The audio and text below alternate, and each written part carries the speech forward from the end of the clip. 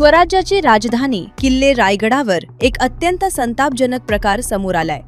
रायगडाच्या विकास कामात राबणाऱ्या मुक्या गाढवांची क्रूरपणे हत्या केली जात असल्याचा खळबळजनक आरोप करण्यात आलाय। प्राधिकरणाच्या कामासाठी दगड चुना वाहणारी हजारो गाढवे सध्या रायगडावर तैनात आहेत।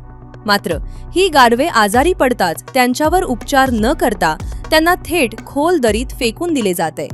रायगडच्या पायथ्याशी असलेल्या कोंझर गावातील दरीत 5 ते 6 मृत गाढवे सापडल्याने परिसरात दुर्गंधी पसरली असून नागरिकांच्या आरोग्याचा प्रश्नही ऐरणीवर आलाय।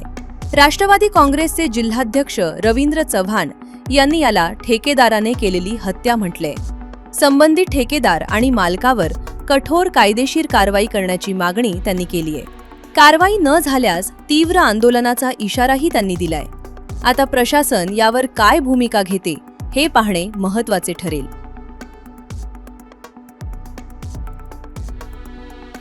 रायगड किल्ल्याच्या संवर्धनाकरता दगडी वाहून नेण्याचं काम करणारी जी गाढवं आहेत,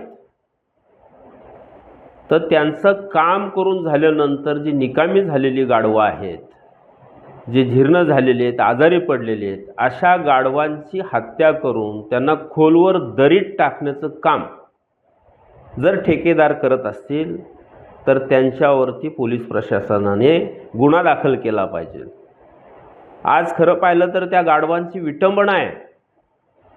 पोलीस सेवेत काम करणारा जर श्वान असेल तर त्याचा अंतविधी हा पोलीस प्रशासनाच्या माध्यमातून केला जातो, शासनाच्या माध्यमातून केला जातो। तर गड किल्ल्यावरती संवर्धनाचं काम करणारे जी गाढवं आहेत, तर किमान त्यांची आज मृतदेहाची जी हेळसांड करण्यात आलेली आहे, वास्तवतः त्यांची हत्या करून त्यांना दरीत टाकलंय किंवा काय, हा तपासाचा भाग आहे। पण मला असं वाटतं की ठेकेदारांनी त्यांना निकामी झाली म्हणून त्या ठिकाणी दरीत फेकून दिलेलं असावं आणि म्हणून करता ह्या संबंधित ठेकेदारांवरती गुन्हे दाखल व्हायला पाहिजे, त्याची चौकशी व्हायला पाहिजे। त्या ठिकाणी असणारे आजूबाजूची जी गावं आहेत त्यांचं आरोग्य ह्या मेलेल्या मृत गाढवांमुळं धोक्यात आलेलं आहे। संपूर्ण पर्यटक त्या ठिकाणी नाक मुठीत धरून किल्ल्याकडे जातानाचं चित्र आहे, कारण एवढा मोठ्या प्रमाणात दुर्गंधी त्या ठिकाणी सुटलेली आहे।